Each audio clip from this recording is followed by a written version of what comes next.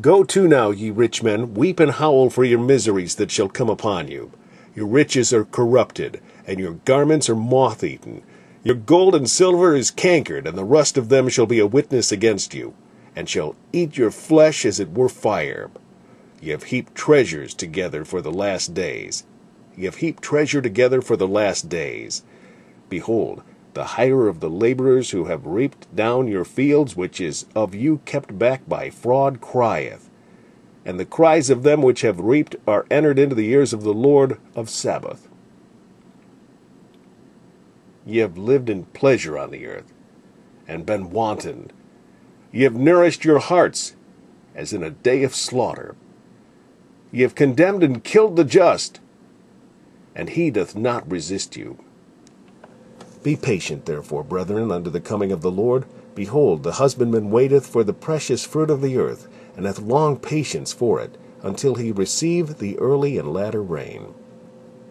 Be ye also patient, establish your hearts, for the coming of the Lord draweth nigh. Grudge not one against another, brethren, lest ye be condemned. Behold, the judge standeth before the door.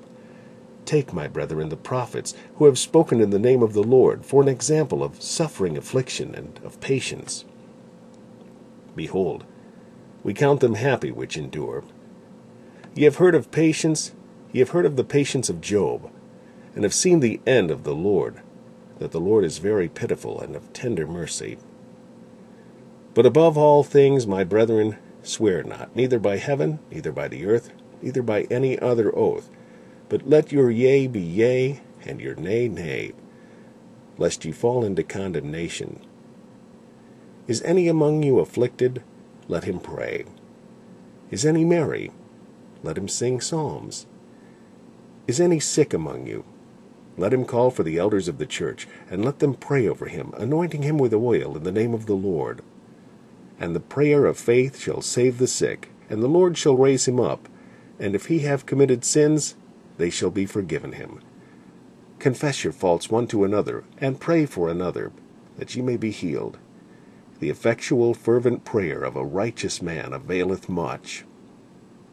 Elias was a man subject to like passions as we are, and he prayed earnestly that it might not rain. And it rained not on the earth by the space of 3 years and 6 months. And he prayed again, and the heaven gave rain, and the earth brought forth her fruit. Brethren, if any of you do err from the truth, and one convert him, let him know that he which converteth the sinner from the error of his way shall save a soul from death, and shall hide a multitude of sins.